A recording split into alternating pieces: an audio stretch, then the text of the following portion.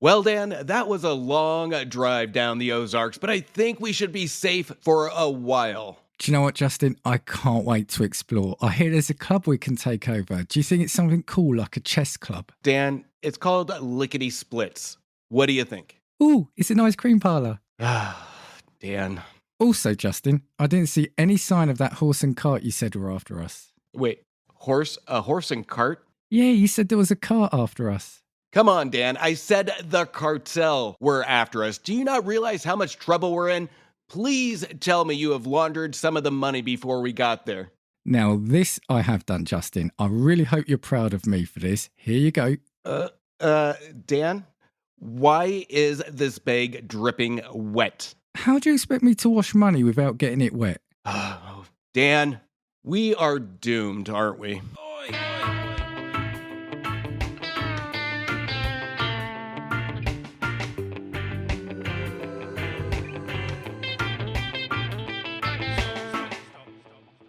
Hello and welcome to another episode of Pilot Views, as always with the wonderful and incomparable Justin Henson. Hi, Justin. Hello again, Dan. So I have to say, your skits keep getting better and better and better. It's one of the reasons to keep this series going is purely, other than obviously speaking to you, it's just these skits. And yeah, this one I thought I was going to struggle with, but it was actually on holiday, which I'll come on to that very shortly, but it was actually on holiday. This one hit me and I thought, let me write it, but there was a bit of an obvious joke in there and I thought, let me message Justin. Then it was your reaction that said it all. I said, yep, no, this is the one we're going for. Based on this skit, I'm kind of wondering what you did on holiday. Is this like a hint in this skit of what you accomplished in your holiday? Are you on the run, Dan? No. Actually, yeah, it does sound like that. Although I was moving around a bit. No, I was on holiday in America and I saw a certain someone that I'm talking to right now. Yeah, so I went to, I did a couple of weeks and it was going to be a break from podcasting. But this is what I was saying. The brain just can't leave it alone. And I was thinking about this. But yeah, I flew into Seattle, was there for a few days and worked away to San Francisco. But while we were there, you and I, we got to actually meet. We got to hug. We got to talk. We got to hug a bit more. And we got to have a beer together. The first reaction was a complete sleepless in Seattle moment. There's Dan in the lobby of the hotel, and we're just in slow motion running at each other. It was surreal, and it was a pleasure to spend the day with you. And some of the evening as well. It's really cool. I mean, you know, I keep saying when I started this journey, meeting the people has been fantastic. But the irony is, the three people I've actually met are all from the States. So I've met Antonio, I met Josh Wilson over here in England, and then I've met you. So yeah, that was pretty cool. And you, like you said, you just alluded to there, you got to spend some of the evening with me watching something slightly dodgy as well, I would say. In fairness, I wanted it to be a treat, and it was the only play, or musical, I should say, playing. I've never seen it. I'm a huge musical guy, but I've heard of it. But I don't think anything prepared us for what we saw, and that was Spring Awakening here in Seattle. And it was a little bit more risque than I anticipated. And it was a very interesting musical for our first gathering to witness together side by side. Yeah, that was the thing. So to fill out all the details in, so Justin surprised my wife and I with tickets to a musical at the theatre in Seattle. Now, initially you said it was just the two of us, so we got to the theatre, and the funny thing was, I messaged you because you said to me, oh, if there's any problems with the tickets, let me know. And I said, no, tickets are fine, but because of the way the numbering works, we're split up. So my wife was on one side, I was on the other, but that was fine. We were going to get a free show, but, you know, from you, really nice gesture. And then I see my wife standing up, talking to someone. I was thinking, right, she's either got into an argument or she knows someone. And I'm thinking, but who does she know here? This is like our third night in Seattle. Then I looked closer and I said, I sort of said, kind of silently shouted, is that Justin? And she goes, yeah, come over. And obviously then you and your wife had come down. So we had 2 seats one side, 2 seats the other for the first half. And yeah, cue Justin and I then sitting together watching some risque stuff on the stage. But no, it was a fab evening. It was. I mean, I was glad, and I'm glad it worked out. I think I said that 100 times because I was so nervous that one, the tickets aren't going to work, or you're going to see me in the lobby. It was supposed to be a surprise. I'm just so glad it worked out.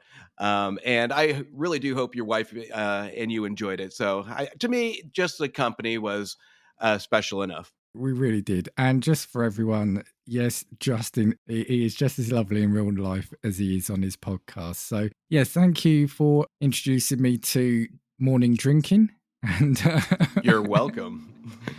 and yeah, and the show. So, right, before we get on with the show, though, let's just hear from some friends of mine, and we'll see you on the other side of this ad break. Welcome to Shatsunami, a variety podcast that discusses topics from gaming and films to anime and general interests. Previously on Chatsunami, we've analysed what makes a good horror game, conducted a retrospective on Pierce Brosnan's run as James Bond, and listened to us take deep dives into both the Sonic and Halo franchises. Also, if you're an anime fan, then don't forget to check us out on our sub-series, Chatsunani, where we dive into the world of anime. So far, we've reviewed things like Death Note, Princess Mononoke, and the hit Beyblade series. If that sounds like your cup of tea, then you can check us out on Spotify, iTunes, and all good podcast apps. As always, stay safe. Stay awesome, and most importantly, Stay hydrated. Hi, I'm Slade from the Game Club podcast, and you're listening to Casting Views, a member of the PodPack Collective. So, Justin, as per the skit, we are doing, well, I'm hoping it was obvious what we were doing from the skit, those who have watched it anyway. We are covering Ozark on Netflix, aren't we? Yeah, and I'm glad this one was going to come eventually, right? And this one, I think, is one of the more current ones that we're actually doing and widely popular. And there's a lot to these characters, a lot to this story that really got people engaged. And I think this was a first time watch for you, right? It was, yeah. So I'm more curious because I've now done a rewatch on it. So I've seen it twice. What were your initial thoughts? Obviously, spoilers, everyone, for seasons 1 to 4 of Ozark. I thought it was brilliant. I've been telling everyone to watch it. I actually think, and the wording I've used is definitely, at least the first season is I call compelling TV. I think it's just brilliant. Had it on the list. I remember when it launched, added it to the list, just never got round to it until we did this. And I am so annoyed I've got round to it this late. Yeah, I mean, my first watch, I remember it just being addictive and just engulfing into these characters in this story. Second time around, I have to say it was a different experience because there is a lot to take in, especially when you're just getting into it, especially with how many characters are in it. So the second rewatch definitely had me more paying attention to motivations and the way the characters are really planting the seeds of what's to come. So this one to me is an interesting one because unlike a lot of TV shows out there where you think you grasp everything, the second watch really does paint a bigger picture to it where you are really looking for small details in this to really give you a unique experience. So to me, I enjoyed it a little bit more the second time around because it really is almost connecting the dots of things I am already anticipating. Yeah, I'd go with that. I think I can definitely see a second watch for me. Your quote about the characters, I think, is an interesting one because I think, I mean, we'll come on to it. One of the only negatives I think I have is that they do introduce quite a lot of people, and sometimes some of the other characters then take a back seat. You know, is a minor quibble, but it's I just think it's brilliant. I mean, I've described it, and I'm sure I'm not the first person to say it because it's that obvious. It's a modern take on Breaking Bad, isn't it? But I think it's more. This is weird because I'm not trying to upset people because I love Breaking Bad as well. But I think it's a different experience. Well, just like when you get into Breaking Bad, I think this starts off. You have to watch that next episode. Whereas I think Breaking Bad, it takes a season or maybe half a season to get into it. This, whether it's the actors, the characters, or the setup from the off, it's, yeah, I can only say the word compelling. Well, it does give off that Breaking Bad-esque, and everybody reacted to the first season of Breaking Bad a little bit differently. For me, it engaged me in the first season just because of Bryan Cranston, who does a phenomenal job. This one, to me, if I were to describe it, I would say this is like a soap opera in disguise. And you touched on it with the amount of characters we have. It is fully loaded from a family that grows to a crime family and thirst to power, pastor to affairs, the FBI, shocking love interest that I'm sure we'll get into, to a cartel, to the sister of a second cousin's accountant of a stripper that once lived, to a brother that dated the best friend of a lawyer of a cartel. There is a lot here. Now, none of that really happened, but that is just an example of how many characters can really be in here. And it's hard to connect those dots to who's who's playing in what role. Everything is in motion, and it's almost like a soap opera where you really have to just kind of just go with the story. Does it all make sense? Absolutely not. But the way it does work is with the screenwriting, the murky tone, and the performances. But this is what I noticed in the second rewatch is I did it with subtitles on like I usually do with a lot of stuff I watch. The dialogue itself is, if we didn't have the strong performances that we did, and we just kind of had some over the top performances in it, this would come across as a soap opera. And I think with Linney and Bateman in roles on this, and we'll get into this in a little bit, they're not likable characters. They're you don't trust them from the minute they're on screen, and there's a rhyme and reason for that, is to not give off that soap opera feel to it with what the writers planned on where these characters were going to go.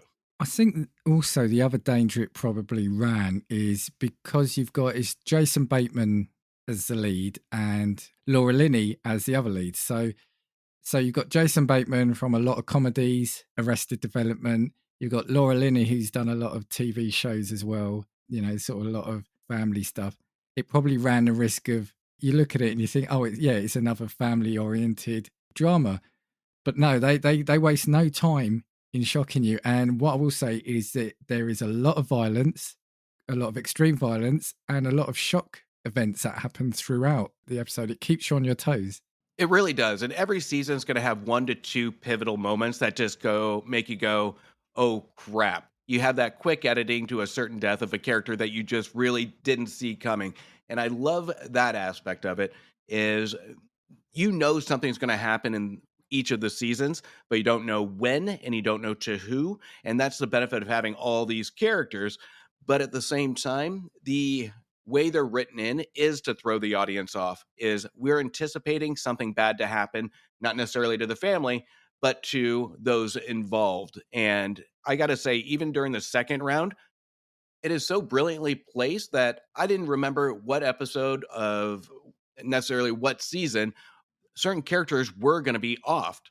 And that's what really took me by surprise and appreciative of the writing here, because you know what? You can have a character die 3, 4, 5 episodes in, and you don't see that coming. You're waiting for that kill during the last episode, the season finale, and the writers never played that cheap shot. I agree. And as you said, a lot of the characters aren't likable. And really the only couple that I found myself liking were characters that you probably at the start weren't supposed to, as in they're not normally the type of characters. They come from a criminal background, and we'll get into that. What I do want to say, so we'll go over kind of like the pilot and the finale like we have done. I just want to give some details, but then if you were to give an overview of the series to set it up so anyone who hasn't seen it, but just to fill people in, it ran between 2017 and 2022.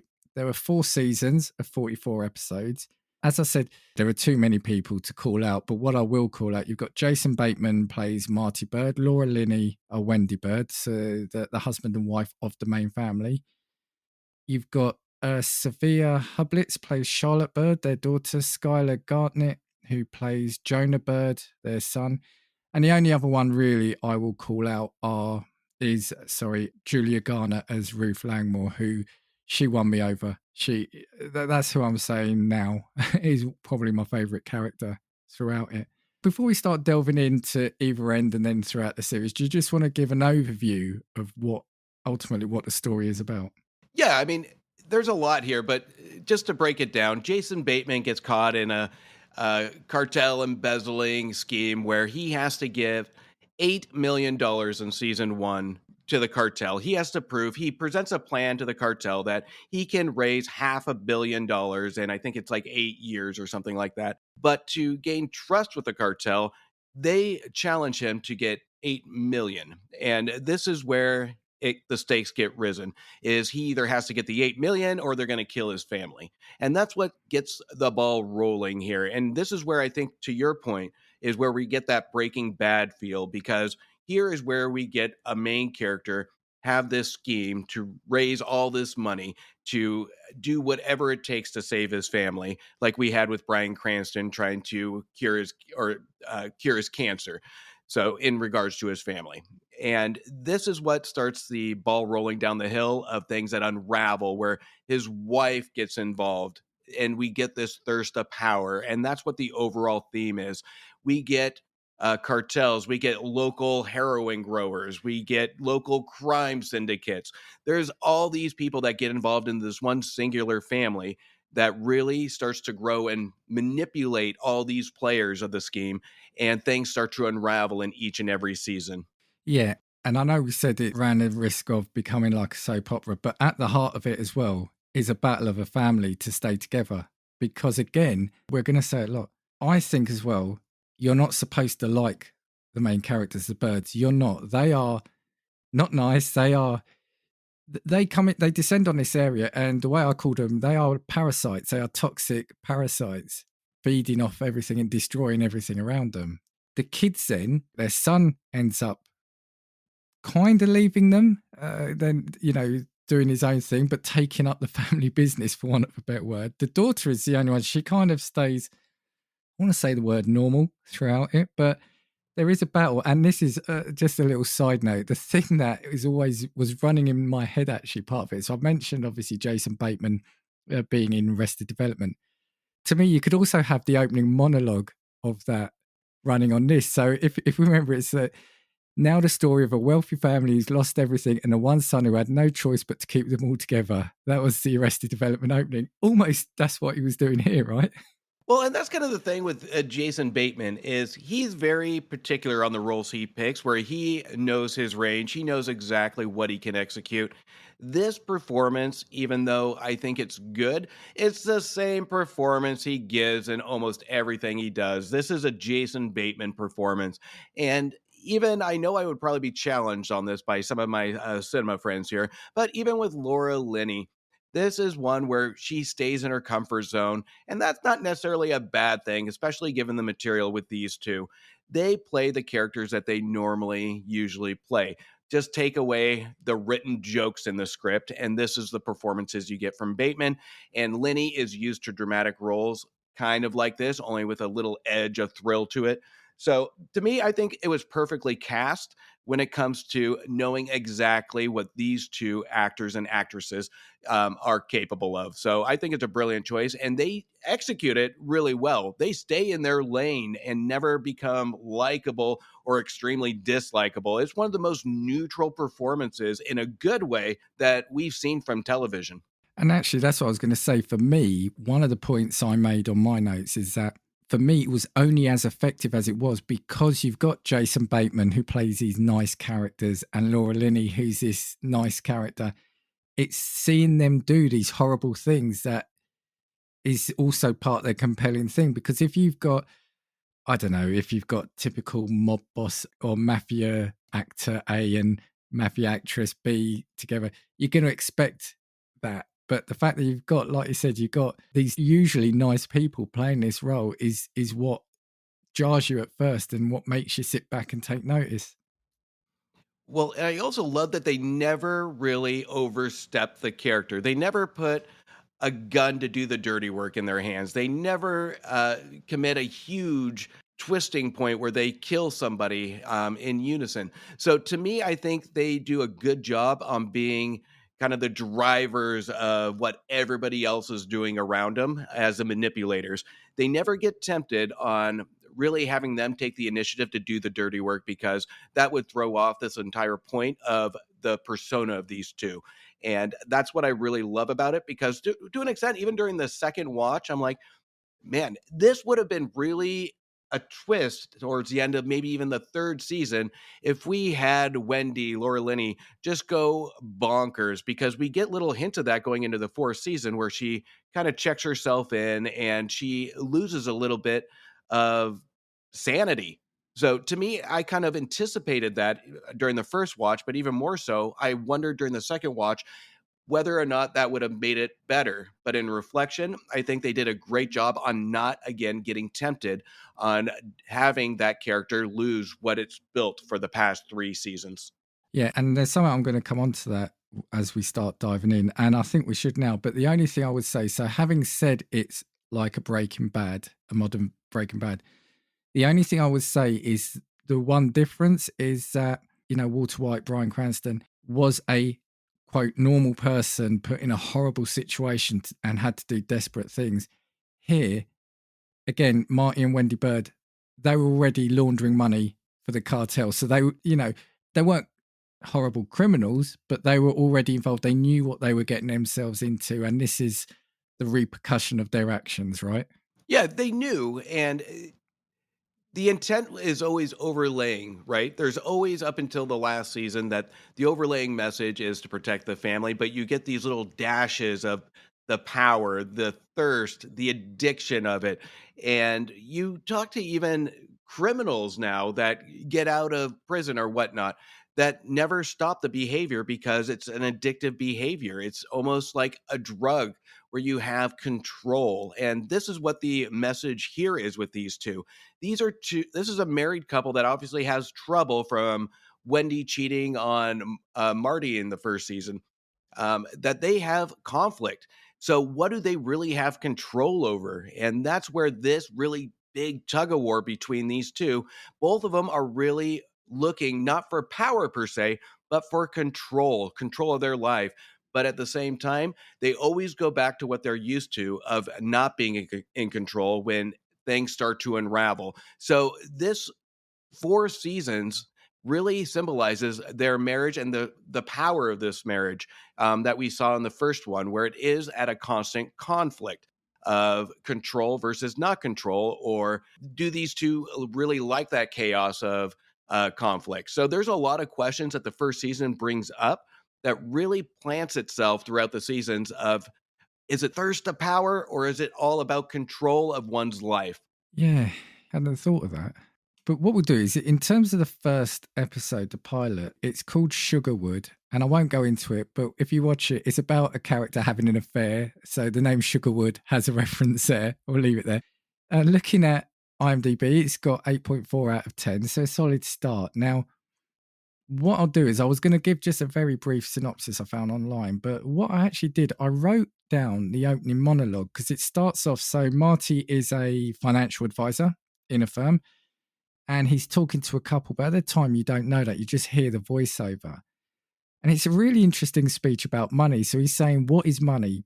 It's everything you don't have. It's also a measuring device. It's about the American work ethic. It's about bucking the media's opinion as to what constitutes a good parent.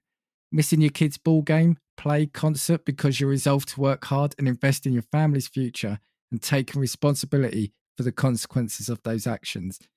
Money is not peace of mind. Money is not happiness. At its essence, it's a measure of a man's choices. Those few sentences sum up the entire show, right? To an extent, yeah.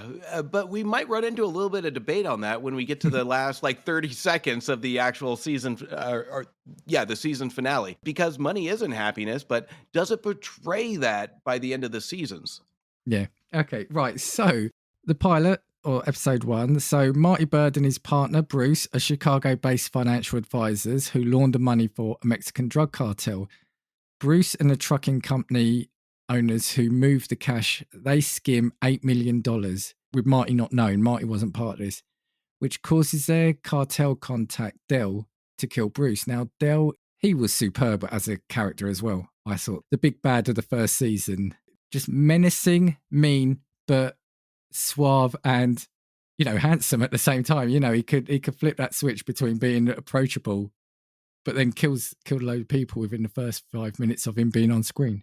He has the look. He has a stereotypical look of just that guy you love to hate, but at the same time, you'll have a beer with him. But there is so much danger to this character, and those are the best written ones. And you're absolutely right, because when you see him on screen, his body language screams likable, but the dialogue and the delivery screams danger. And that's what really engulfs us into the pilot episode. Not necessarily, in my opinion, Jason Bateman or Laura Linney, but the surrounding dangers to it, especially the drivers, which is quote unquote the villain of this pilot. No, absolutely. So Dell kills Bruce, Marty's partner, Bruce's fiance, and the father and son company owners. To save his own life, Marty uses a promotional flyer that Bruce showed him earlier in the episode as inspiration for a spur-of-the-moment claim that the Ozarks are a good potential location for laundering money, and that if allowed to live, he will wash $500 million in 5 years. Partly persuaded, Dell gives Marty a few days to replace the $8 million that Bruce stole, which he does by liquidating all his personal assets and closing all the company accounts. Dell then tells Marty to move his family to the Ozarks and prove his claim by laundering $8 million, the $8 million he's repaid in 3 months. Marty's wife Wendy is having an affair with Gary Sugarwood Silverberg. She follows his advice to leave Marty, take their 2 children and as much money as she can secure, which causes Dell to have Silverberg killed as a warning to Wendy to keep the family together. So the thing that does skip over is the thing about Marty's wife having the affair. So do you kind of want to give a little bit of background as to how that's introduced to us? And for me, that was shocking as well. So to me, this is kind of, I wish they would have spent more time with this. And it actually goes into my soap opera theory, because who names their character that's having an affair Sugarwood? That, come on, God. Stick to Jones or something. I don't know. But to me, I think they would have spent a little bit more time building the conflict before we actually jump right into it. Because when we get into the pilot episode, it kind of really just jumps right into the hook of it on what to expect. I think if we spent a little bit more time in the pilot discovering this actual conflict between Linney and her affair with Sugarwood and Jason Bateman and the family aspect of it, I think it would have built more stakes to it. But at the same time, were they successful with the hook of it to get people attached to the show? Absolutely. But me, I'm more of a substance kind of guy that really wanted a little bit more from this pilot. So the pilot for me didn't hook me, I would say. But the affair kind of did. I wanted more Sugarwood, Dan. So I don't know how to answer you there. So the way it was done is we see Marty at his desk at work watching what looks like amateur porn. So much so that his mate says, oh, sort of, why do you keep, watching that amateur stuff, etc., etc. As the episode goes on, we actually find out that's a video he got a PI to record of his wife having sex with this guy. So he's watching it. And this is the thing, like you said, almost partly wish we got to understand a little bit about more of his psyche here, because you see later on in the pilot, they're having a family dinner.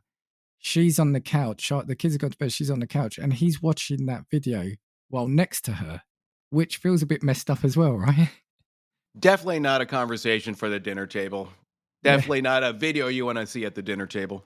So I think the pilot did a good enough job of getting its claws into me to say, look, Dan, this is what, the whole cartel, the suave boss, like I said, there's nothing better. I mean, the horrible scar-faced rooting tooty shooting villain is one thing, but the suave sophisticate, the one who, he will take you for dinner and then shoot you afterwards, that's the one, that had me hooked. The thing that was a little bit cringy, and again, we're talking about comedy / soap opera, was the dream sequence he had where he's watching that video, he goes out and you see him picking up a prostitute and she's saying, oh, you're brilliant, if you were mine I would love you and I would do anything you want. Then it turns out he's actually in a car park pleasuring himself and imagining that. So there's obviously a bit of loss, there's searching for love and contact there, but that bit felt a bit out of place considering we just saw earlier 5 people murdered, and we know that we know there's a lot of sort of stuff going on with the cartel in the back. Linney got her Sugarwood, and so did Bateman. He got his own Sugarwood. So, yeah, it was a little out of place on it, but at the same time, it's one of those shock and awe moments it's one of those elements that just really goes for the hook of, okay, so we get cartel, we get murder, we get affairs, and then we have Jason Bateman jacking off in a car to a prostitute. Got it. So it has all the elements of that hook to it that again, to me, not my cup of tea to it, but I get it. And did I continue watching it? Not because of Bateman masturbating, but yes, I did continue watching it. Right. So as you said, they have to then relocate to Ozark. So they've gone from Chicago to what I think it looks like a lovely part of the country. They move into a house with possibly this was probably my favorite character as well. Buddy. It's a guy who owns a house, this elderly gentleman. He's ill. We don't really know what he's got. He's carrying the oxygen tank. I think he's got a dodgy heart. He's a living lodger. That's why it's so cheap, the house, because whoever moves in, he's living in the basement. He was a really good character as well. And again, they allude to this past he's got, and you almost want a spin-off episode or a spin-off couple of episodes to see what he's did, because he's got links with, we'll come on to after, like the Kansas City Mafia, as they call it. He's obviously got some stories about that. He knows his way around a gun. So yeah, I found probably he was the most likable character of the show, especially the early seasons. Yeah, he really was. And you had that emotional element to him, especially if he's carrying around an oxygen tank. And he has some good lines in here. During my rewatch, it's funny that you mentioned Buddy, because right when he comes up, I just thought to myself, is there anybody in the Ozarks that isn't part of something criminal? Because we're rarely introduced to anybody that interacts with Bateman and Linney that isn't part of something. So, That's and I guess true. that might Yeah. be the point of, hey, the Ozarks are the perfect place to launder money. So it's like a criminal town. So there's no normality to it. But I think Buddy is the most we will get when it comes to normality going into the future season. So I 100% agree. He is an extremely likable character. And I think they really tap into that almost disability, feeling sorry for it, or weakness, I would say, of being who he is. The only other thing I'll call out about the pilot is, again, Del, the villain, when he's talking to them, he throws a story at them, doesn't he? He talks about his dad who had a grocery store, and a woman who worked there for years took some money from the till to pay for the kids' medicine. And he's going around asking everyone, what would you do? What would you do? And it gets to Marty. And this is, again, I think this does show that Marty comes across as like this quiet little guy, but he was the only one who stood up to Del almost and said, this is an intimidation audit. And it almost stands up to him, whereas the others kind of, you see, are afraid and are cowering. He calls it an intimidation audit. It's not going to work with him. And it just comes across that he, throughout his time on this show, he does have moments where he does go, I want to say above and beyond, but that's not such a work phrase, but he kind of goes above and beyond in that face of danger. He does, and he does it in a way that is intellectual, not physical. He does it in a way that isn't flexing his muscles, but is intellect. And that's what I do appreciate about the Jason Bateman casting on this, because he does that to his range perfectly, is he never changes his body language. He really kind of just speaks with the mind, and he uses his mind to do it. It's not all about brute force. It's not about who can be the loudest, especially when we see, even in Breaking Bad with Bryan Cranston's character, that develops to that powerhouse of guns and being loud. We don't get that with Bateman here. And that's what I appreciate about the simplicity of it, because he really does stay in his own lane to really demonstrate that the mind can be just as powerful as the brute force of it. That's true, actually. I think apart from one scene towards the end of the show where he loses it in like a road rage incident, yeah, he stays calm. Whereas, as you mentioned, Wendy progressively almost becomes the villain of the piece / most unstable person of the piece, right? But he stays at that level, doesn't he? Yeah, and he's, again, when we see conflict or even Wendy starting to crack under the pressure, I mean, most of the time she's the one making a lot of the moves and the pressure's going to her. So Bateman has to, or Marty has to be that kind of rock for her, understand that she's the one that got involved in this.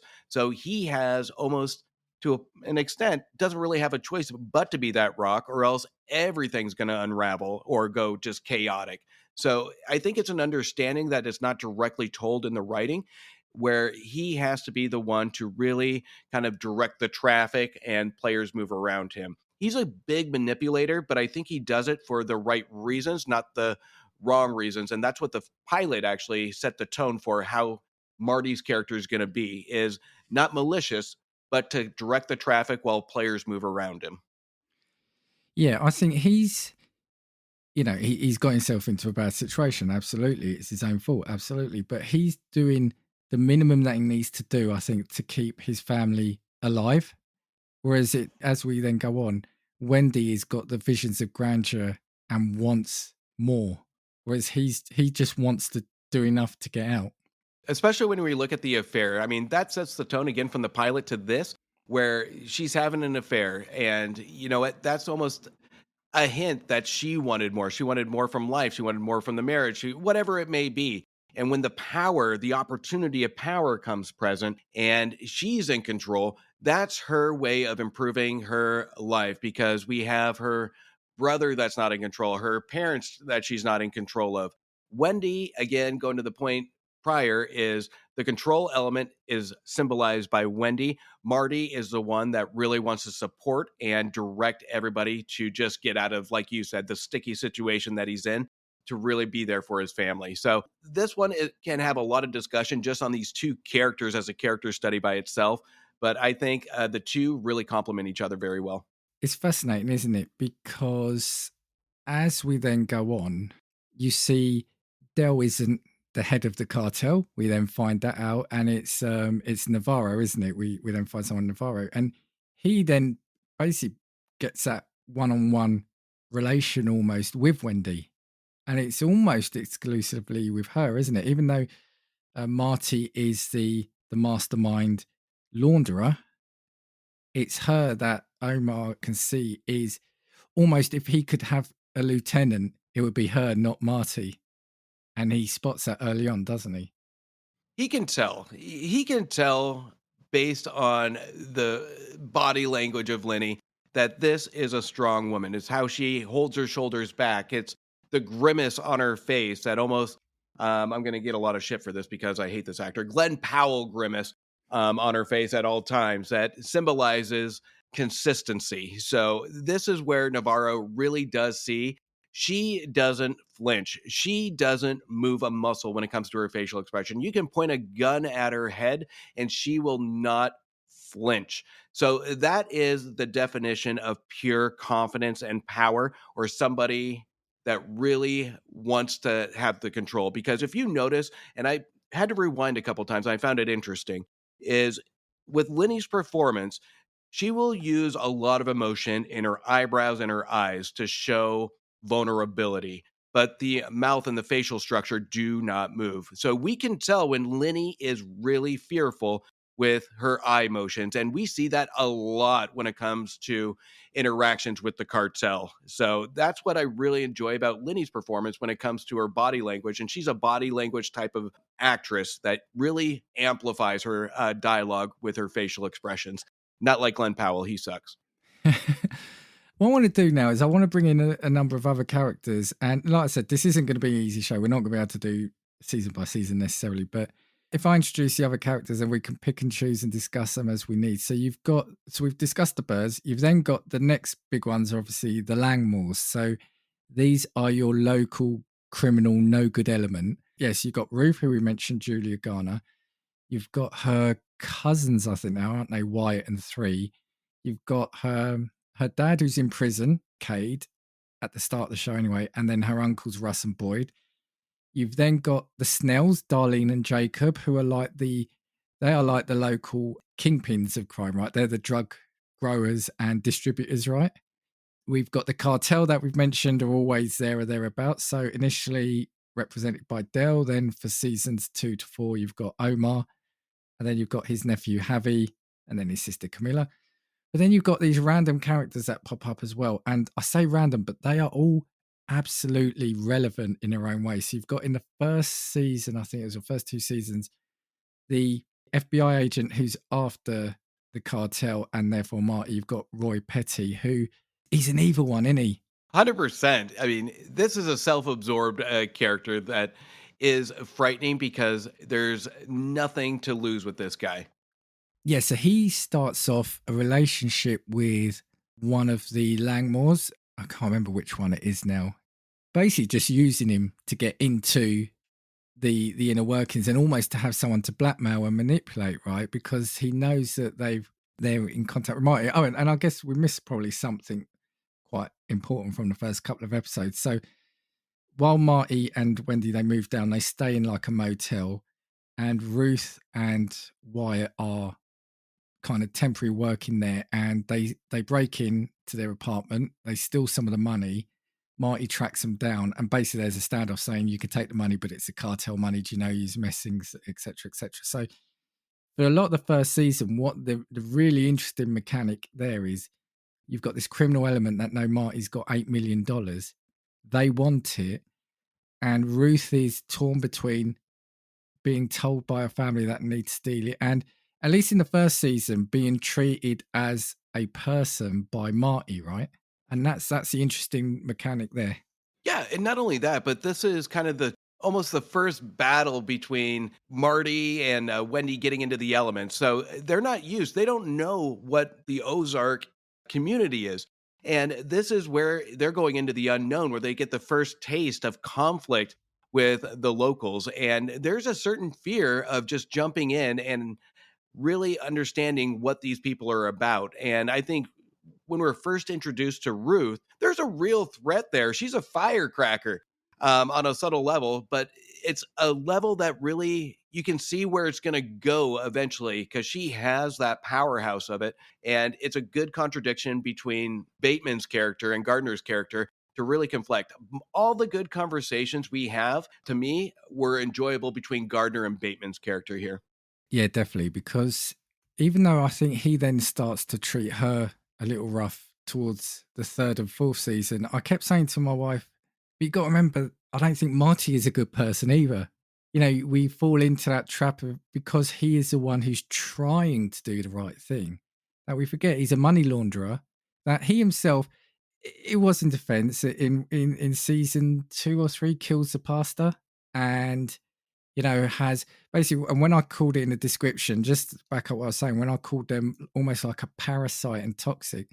So they come in and they start taking over the businesses, don't they, to launder money through. So unlike I thought in the skit, Lickety Split isn't an ice cream parlor, it's a strip club. They take over is it the Blue Cat, which is like the diner / motel? Yeah.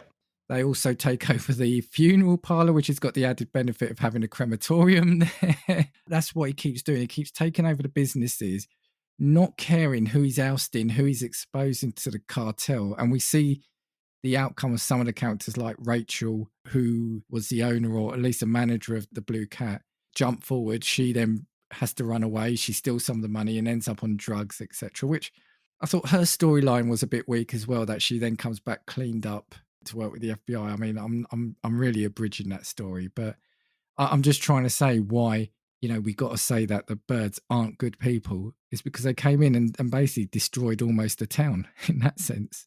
Well, I'd take it a step further. I think they made what this town is apparent because they brought out the worst of what everybody, because it's almost like leading up to an Infinity War where all these characters are really going against each other. So, but you were right when you said they're like kind of like a plague. These are the ones that brought out a lot of defects, a lot of problems with this, where everybody is really fighting against each other. And we do get a lot of ending results that are really shocking, especially probably the most shocking to me was the pastor's wife with the baby. That one was kind of the uber when it comes to the shock factor of this is what this town's become, of killing a mother that just gave birth, or a mother that was still pregnant to hand over this baby to this pastor.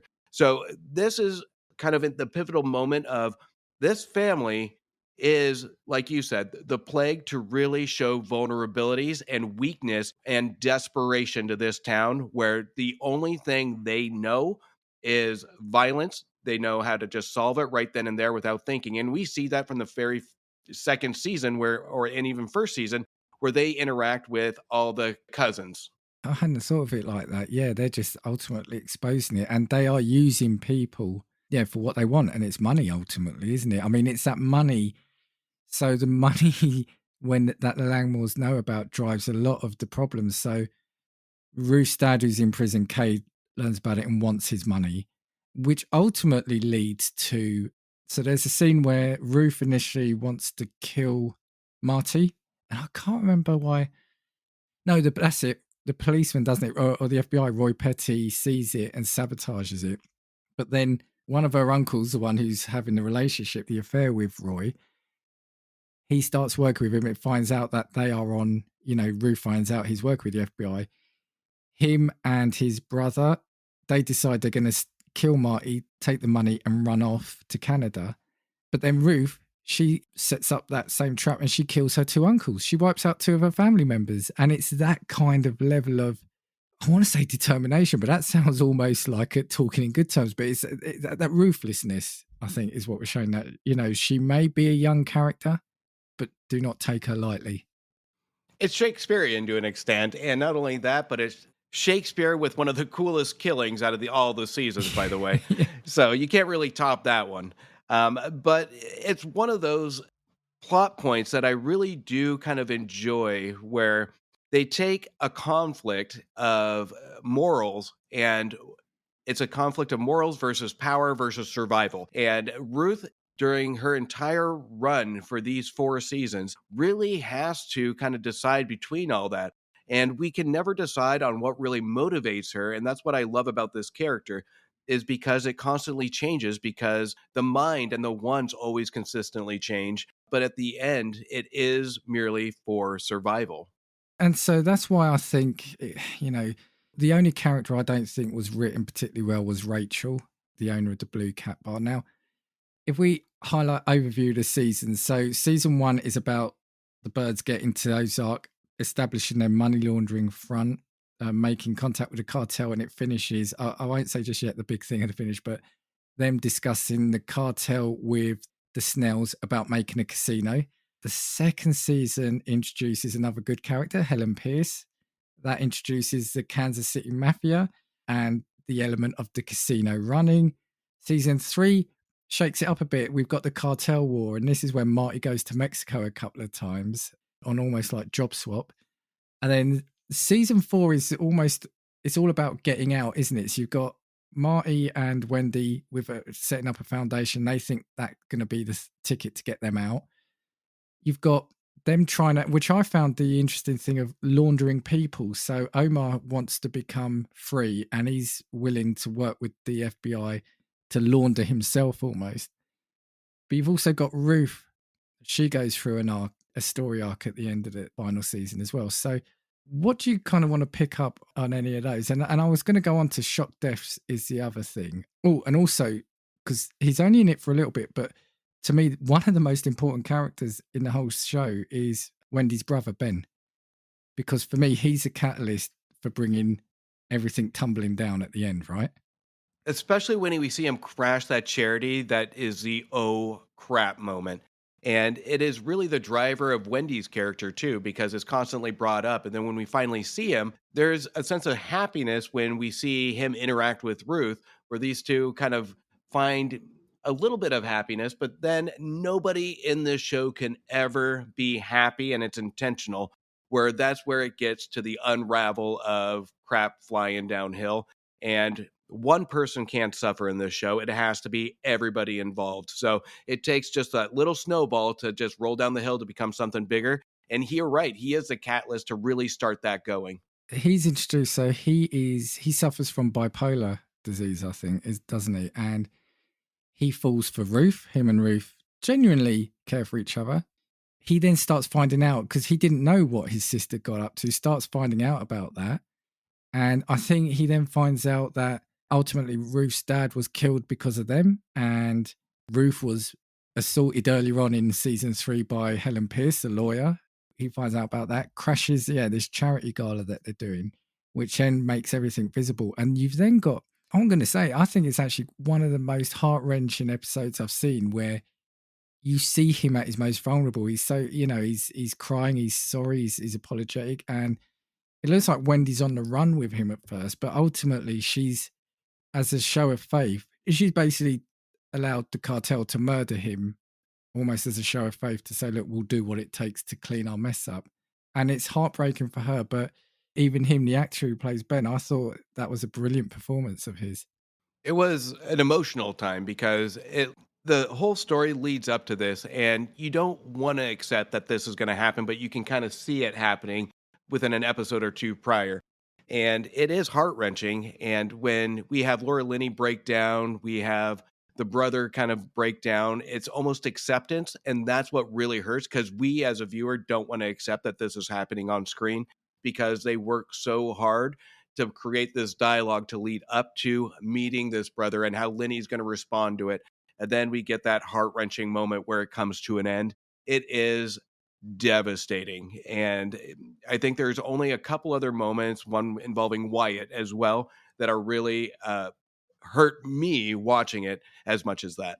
If we go on to that moment then, Fugue, all I was going to say is, the note I've got here is, after years of money laundering, drug deals, murders, cartel wars, double crosses, both international and national, it was her brother, Ben, who not destroyed it all, but who kind of brought everything crashing down. And from that moment, that's when I think Wendy became, for me, the most unlikable character, because of then what she kind of went on to do. Basically pushing her son away. So we should also say at this point, the son is setting up money laundering himself, because that's the other thing. They never, when it became clear what they did, they never shied away from telling their kids what they did. In fact, the boy was fascinated and then works for Ruth, laundering money for her when she then splits off from the birds. What was the other moment for you then with Wyatt? Well, I think it was the ensemble of it, because one thing we haven't talked about yet is the Darlene relationship with Wyatt, which was bonkers. Yeah, so Darlene was as I mentioned earlier, she is one of the Snells, and she is resident drug kingpin. I think she's got to be in her 60s, 70s. Wyatt is a teenager, and she actually, for various reasons, through disagreement for deals again with the birds, she kills her husband in an earlier season, and then she sets up a relationship with this young Wyatt.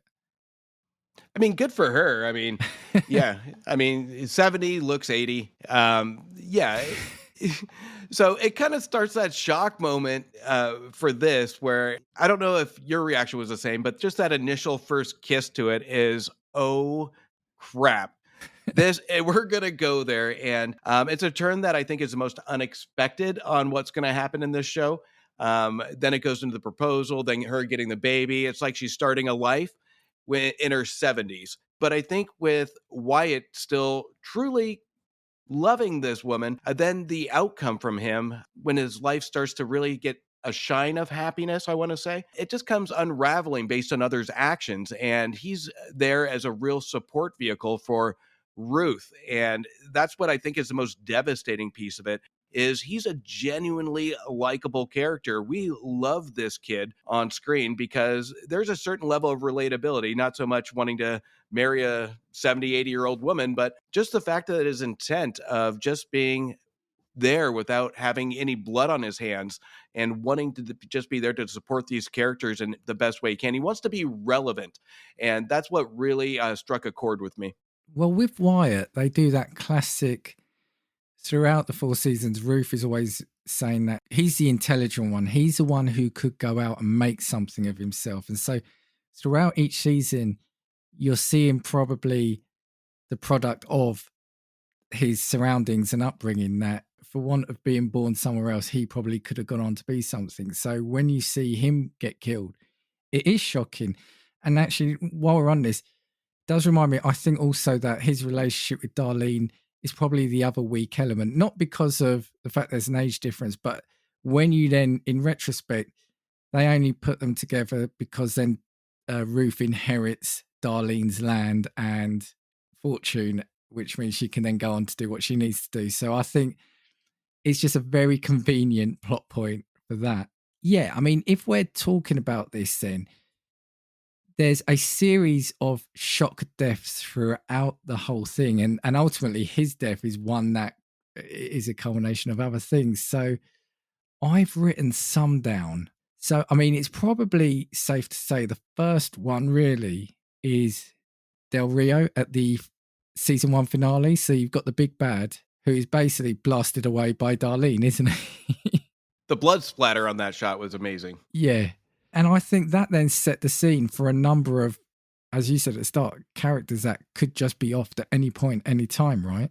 So I had, in no particular order, I've got him, I've got Helen Pierce, who's the lawyer. Now she's then introduced season 2, who is almost like the big bad. She's the cartel. And then they just fly to Mexico, don't they? All of them. And I think it's the first or last episode of season 3. And she's just gunned down in front of Marty and Wendy, isn't she? And then you see that focuses on their faces. You've got blood splatter on them as well.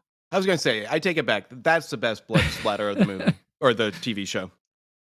Yeah, we've got Darlene and Wyatt, which then leads to Ruth killing Javi, who is Omar's nephew, which then that causes then the final set of cards to fall. So again, we're abridging a lot, but Omar is close to becoming laundered by the FBI, but then his sister kills him so she can take over. And that's it. And the most probably heartbreaking moments. So we've mentioned for you, Wyatt, the death of Wyatt. We've obviously mentioned for me, I think it's Ben. And also I think when Buddy died, that was sad. We can't talk about heartbreaking moments and the finale without talking about Ruth, right? So do you want to fill that gap in? This one, I think, really irked me. This one really irritated me because I love it when a show takes me by surprise. And I was really hoping for a happy ending for Ruth on this one, but hiding a cartel's son's body or brother in a pool and then being caught for it. I mean, we kind of got hints that the end was going to come for Ruth. But at the same time, I was really hoping this wouldn't go down that stereotypical path where Ruth works so hard to kind of make a life for herself. She gets the opportunity to get a new name by Marty. I was hoping for a happy ending, not necessarily for Jason Bateman and Laura Linney, but Ruth. I was rooting season 4 for Ruth, and it didn't happen, Dan. But it was, to its credit, the minute she goes home and has that gun pointed at her, she has the line that only would be satisfying for Ruth to say, which is, "Are you going to do it already?" I am at least happy that she went out in a Ruth fashion. Yeah, she did a Marty in that sense, didn't she? And stood up to her fate in that sense. I'm going to say I had a tear in the eye. Again, we said all along, she's not necessarily, she's a character traditionally you shouldn't like in the sense of, she's a criminal. But again, you look at what she's had to deal with growing up. They never go into it, but there's an undercurrent of potentially how her father had treated her, but they never go into it. But that's always there. It's quite ominous, isn't it?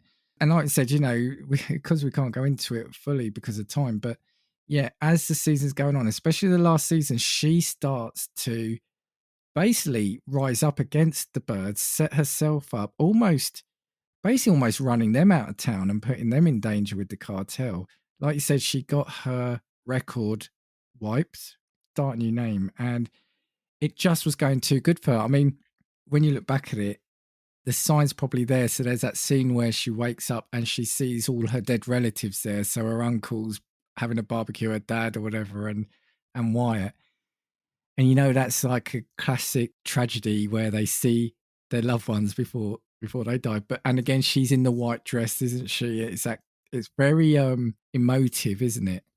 Yeah, it plants the seeds, and it goes into kind of what we would expect from a final season of crossing all the T's, dotting all the I's, to kind of say goodbye to these characters. And even though all the seeds were planted in this last piece of it, it's just one of those I really didn't want to believe was coming, because to me, Ruth was my favorite character. And I know I'm selfish for saying this, but I really wanted something different for her. But again, it's a nice poetic ending for Ruth. And to make matters worse, basically, right at the end of it, actually, that's the only thing. 3 is the only landlord left, and we don't know what's happened to him. I feel sorry for him because he's the youngest one there, and he's going to be left on his own. But yeah, so you had Ruth trying her best to haul her way out of trouble and gets killed. You have a lot of people around them have been killed, so the Snells are both dead.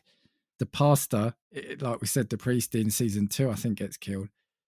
And it finishes with the birds again surviving because they've now put, by proxy, they've put Omar's sister in charge of the cartel, and they're now working for them with, I think the FBI is still on board. I can't remember now. It's a bit hazy, but yeah, basically the birds live to fight another day, and they've pretty much wiped out, well, they have wiped out all the Langmores, really. They're the plague. They win. They have immunity from the FBI. They can continue to launder money. And they got rid of, or I should say, the son got rid of the last loose end that had his fate told by obsession and the want to know why. So it's a nice surreal ending if you enjoyed these characters. It's a good ending if you like the outcome. You're rooting for these characters to kind of go out into the night and succeed, because when we go from the first pilot, again, we have that out of control. This family gained control by the end of the fourth season. I think I told you earlier, I think this could have ended a season prior. I think they did kind of stretch this a little bit, but at the end of the day, I think it was a suitable goodbye in a fourth season. Yeah, I remember you saying to me that you thought it could have finished at season 3. Season 4 probably, yeah, was a little stretched out, but I think it just about managed it. Whether I'm happy with the ending is another thing entirely, because like I said, it's poor Ruth. And they also, sometimes it's single episodes, but I know like with season 4, the start of the first episode is basically almost the end of the last episode. They seem to do that a lot, don't they? Where they'll show something and then build up to it, but they don't say 4 hours earlier or 2 weeks earlier. It's quite good in that sense. I like, so stylistically, I thought it was quite a good program. Having said that, it's very simple, but how it was filmed and produced, I did like the show. The tone of it, the direction of it, everything was simplistic, and it stuck to the murky tones, and it never went off course. It was the most consistent that I've seen when it comes to pre-production and post-production design. But when it comes to it, this is one of those that, knowing TV now, that ending will work perfectly into creating a spin-off later. Just wait, we'll be 10 years down the road and we'll see Jason Bateman back. But I don't think this is going to be the end of Ozark, knowing how TV's run today. And I think that ending really gave us that point of, let's see where this goes. Let's see what the audience reaction is, and we'll revisit this 5 to 10 years down the road. So you honestly think there could be a comeback for this then? I think we'll see what we saw in Dexter, where this one is such a cliffhanger. Well, I wouldn't say cliffhanger, but people want to see what happens to this family again. Especially, you can't end a TV show with a child holding a rifle and killing a private investigator, then just cutting out. So there has to be something more to this story that's in the works for later down the road. Do you know what? That's it. And you've now reminded me. Thank you. I completely forgotten about the actual ending. I was actually quite angry with that. The one thing we haven't said is throughout the fourth season, there's a private investigator who's trying to locate Helen Pierce, the lawyer of the cartel who was killed in Mexico. And at the end, he kind of stumbles upon her and finds out that they've killed Ben. And it finishes with, so the birds breathe a sigh of relief. They've made it through. And that's the other thing that my wife found disturbing, is that they knew Ruth was going to die and they were okay with it. That's the other key thing.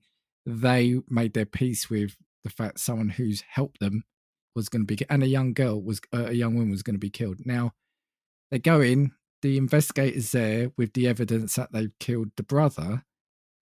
And yeah, like you said, it finishes with the son who for a season and a half, 2 seasons, has been at odds with his parents, especially his mother. All of a sudden is like, yeah, okay, we're a happy family again. And then he's pointing a rifle at the investigator, fade to black, bang. It didn't need that fade to black shot for me. Now, some people are saying the intimation is that he shot the investigator. Fine, I believe that as well. But some people are saying, well, maybe he shot the Ashes, maybe he shot his mother.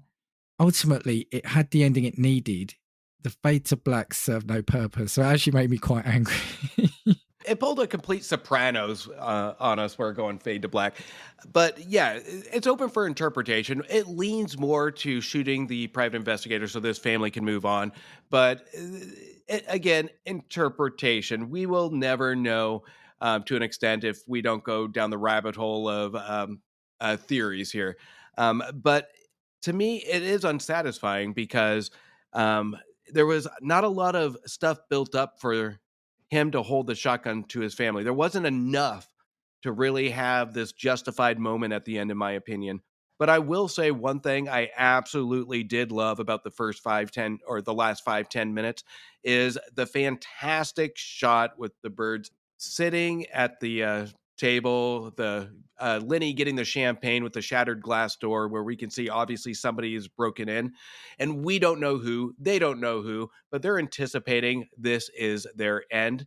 And then I love the private investigator coming in because it's not who we expected to show up. And we thought this was definitely going to be their end. Yeah, that did catch me off guard, actually. That did catch me off guard. I do want to say, whilst we're still talking about the finale and Ruth, though, Ruth, she's got the quotes of the series. I can't say many of them because they are so foul-mouthed. The one that stood out, and I'm not going to say the swear words in it, but the one that stood out for me, so it's season 4, episode 4, and she said basically, God, he built me smart enough to know how effed up my life is, but not quite smart enough to haul my ass out of it. Which, that sums her up, her character and her story up perfectly, doesn't it? 100%, because Ruth, she's street smart, but not necessarily intellectual. And it really does beg that question. What is more important when it comes to intellect? Is street smarts or book smarts? And Ruth, she's one of the smartest characters in the show, in my opinion, because she knows the most important element is how to survive and how to really vocalize strength. Yeah, and at no point did she either, because the birds were thrown around to the Mexican cartel. I mean, more people knew. That's the irony. More people knew what they were doing than didn't know what they were doing. So it's almost like it's not a secret at that point. But whereas, they were throwing the cartel name around as a stick, she didn't care. From day one, I don't think ultimately she cared, did she? And that's the thing. She was doing what she had to do to try get her and her cousins out of that life. Well, and it also begs the question, when you grow up in a rough life and you grow up in kind of what you touched on, maybe even an abusive household, you grow up to even think is it can't get any worse than this. It's having that pain just follow you where you really have nothing to lose. And that's where you have dangerously lost a sense of fear. And that's where your mental bravery comes into play. And that's where your vocals come into play, where honestly, I am going to say whatever I want. I'm going to do kind of whatever I want to make sure that I survive, because there is nothing worse than what I've already experienced. And that's kind of the sub thoughts of this Ruth character that I really did appreciate, without hand holding us through this character. What a show, eh? It's brilliant, and I didn't really appreciate it. I liked it the first viewing, but I gotta say I got a lot more substance out of it the second time. This is one of the shows. So, as I said, there's 44 episodes. The first 3 seasons have got 10 episodes. The final season's 14. And I think it was split into 2 when it aired on Netflix. And the thing is, they're all over an hour long. So there's a lot of content in here. Normally, when we're watching a program, my wife can binge a show, right? I can only watch around an hour and a half at most of something before I start getting distracted by the phone or I start thinking about something.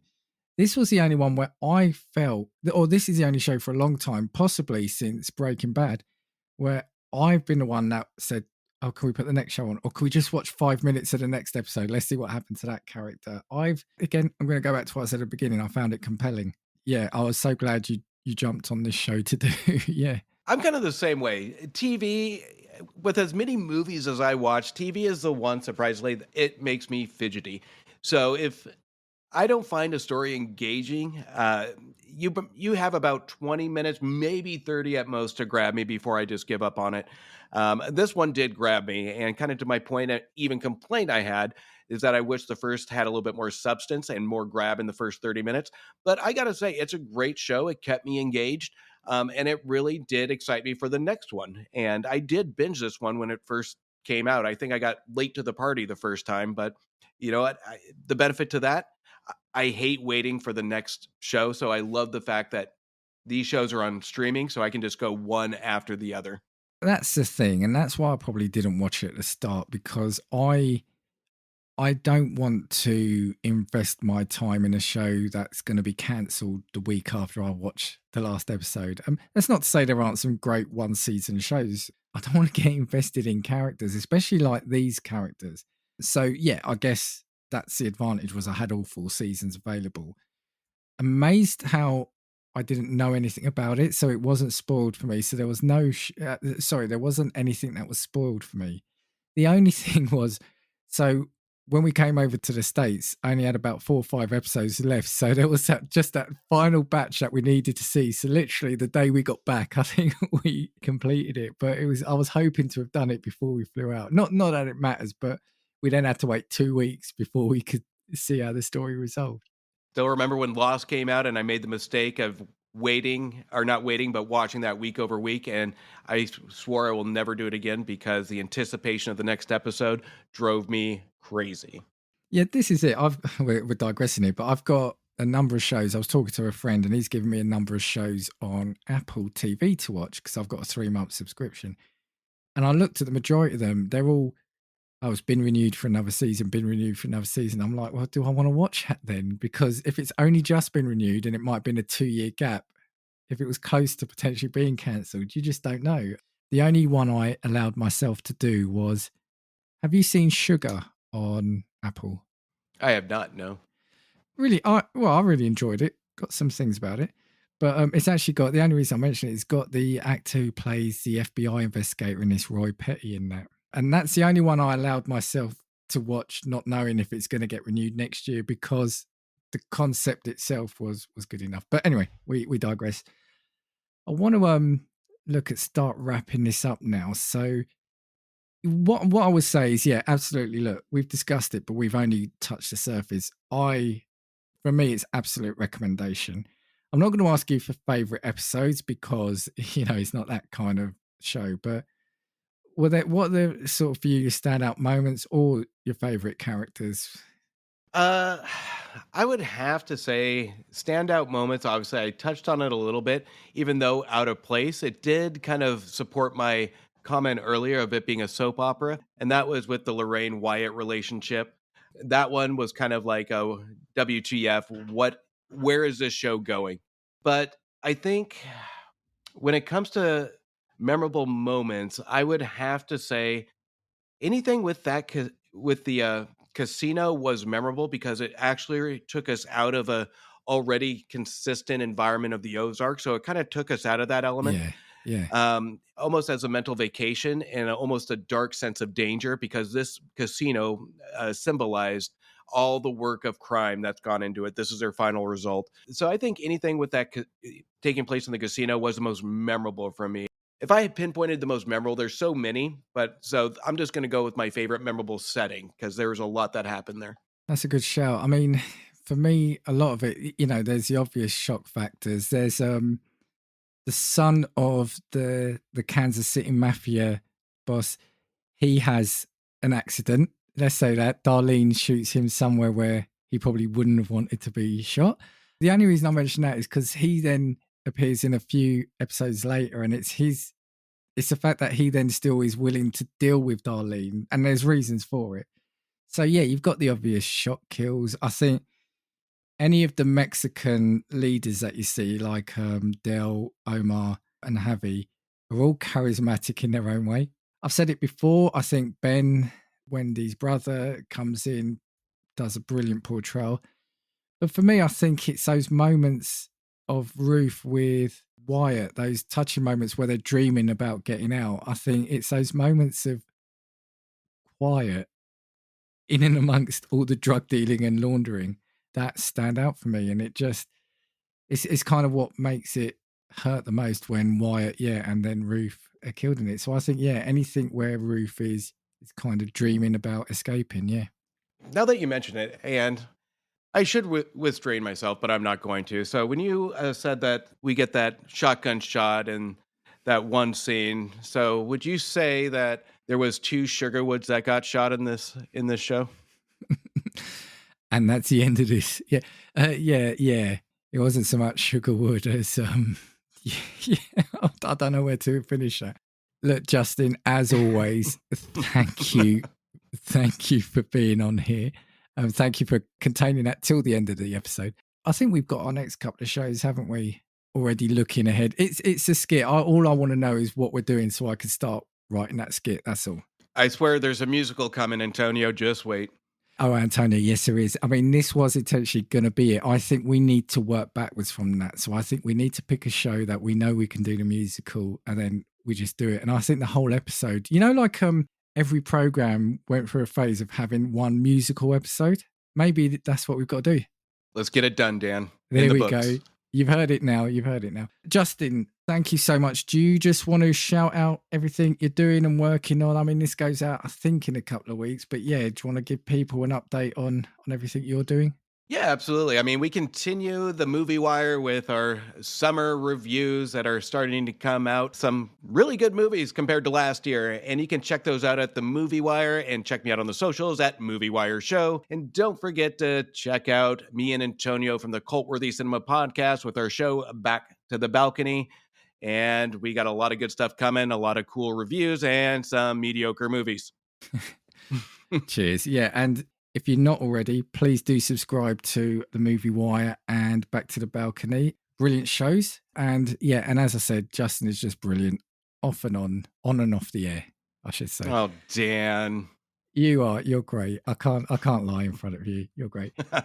The one thing I'm going to say is, we talk about picking the next show, and it might sound straightforward, but the problem we've got is I don't necessarily have all the streaming channels right now. And what you've got access to in the States, we don't necessarily have access to on our streaming. So there's one that you mentioned, and I thought, brilliant. Yes, absolutely. I jumped all over that. Then I saw I can't get hold of it. I'm not going to say what it is yet, because as soon as I can, we'll do it. But yeah, that's proving to be the difficult thing, isn't it? So it's painful because I just finished and I really want you to watch it again. Okay, I'll come over. You've got it. You say you've got it available on streaming?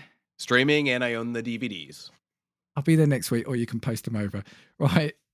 Thank you very much, everyone. Look, thank you for listening. I'll see you next week for another episode of Casting Views. 2, 3, 4. If I want your opinion, I will give it to you. Come on, take what we've got, 'cause you need it. Don't make